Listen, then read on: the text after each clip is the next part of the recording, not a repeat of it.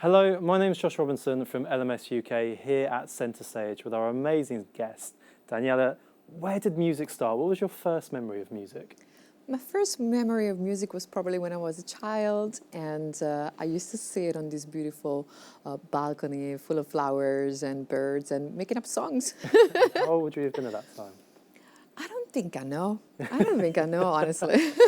Just a rough period there. Okay, tell me about the first song you remember writing. What was it about? What inspired you and how do you feel about it now? Yes.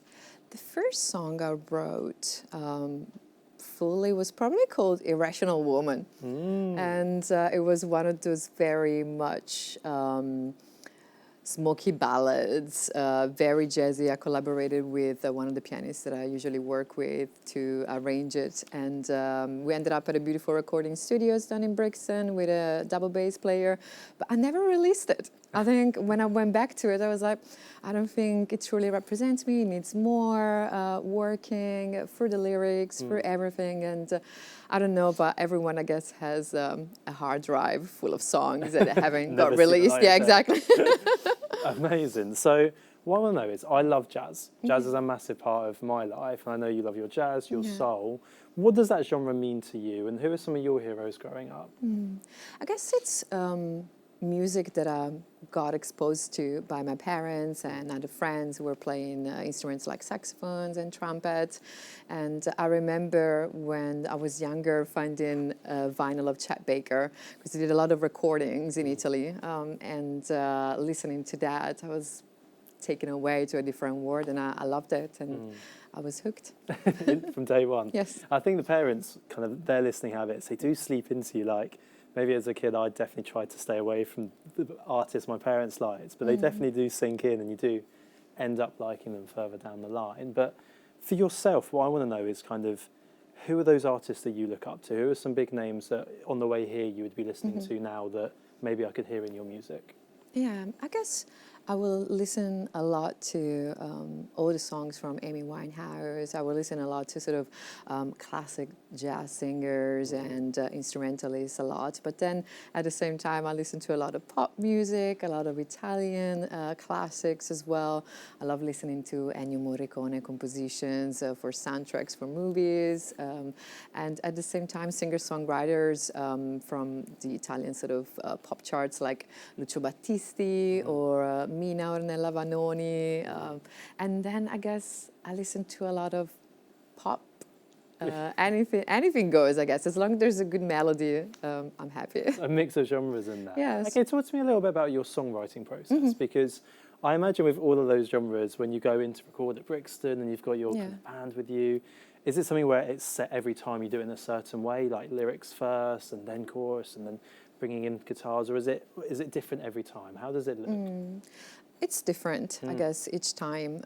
If I'm looking at a specific project, I try to sort of immerse myself in a theme for the project. So it starts maybe from songwriting, looking at lyrics, and so it comes more from a poetry sort of beginning. Okay. And some other times, you said I'm sitting at the piano and I'm just improvising, some melody comes through, and then I'm thinking, okay, this is a hook and it needs to become a song. So what should I write about? Or sometimes I'm just mumbling things through it.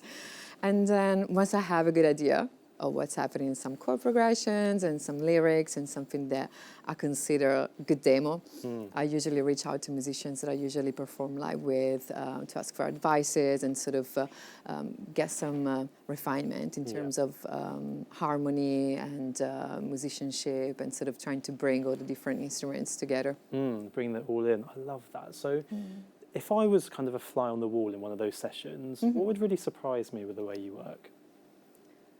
It's very simple.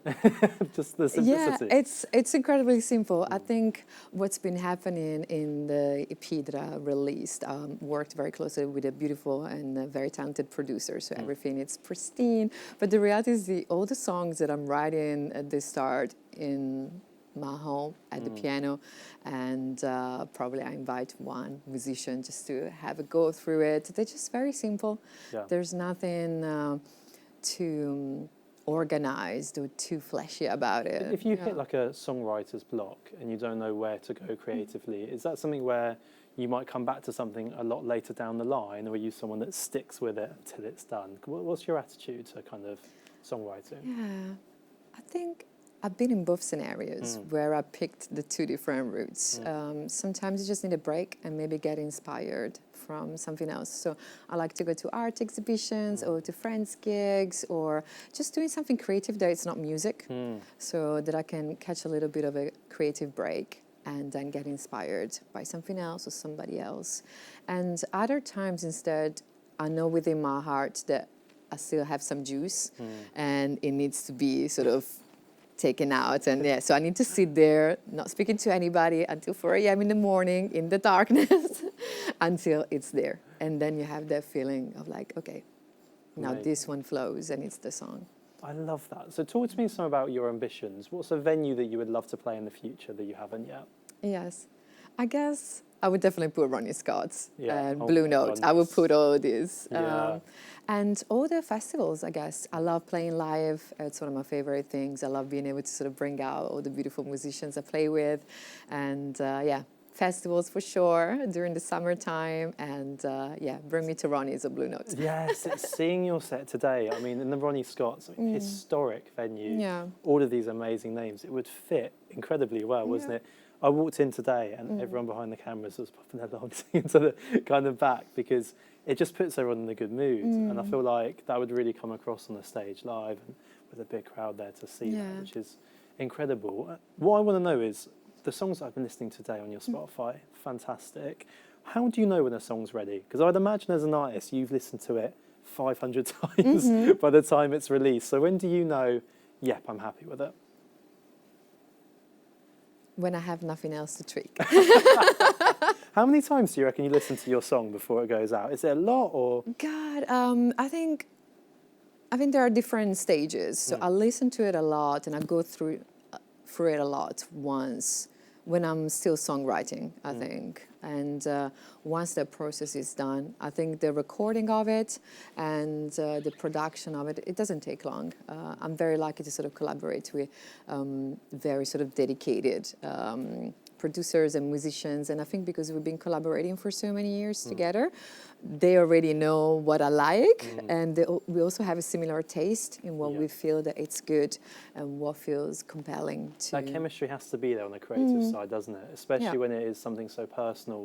It's a bit of you being released, isn't it, really, in those songs? Definitely. So I think it's important you have those people to trust and rely on.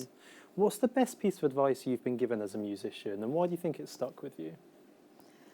I think put everything out, everything that you have, whether if it's during a performance, whether if it's a new song, whether if it's an interview, whether if it's anything, just go.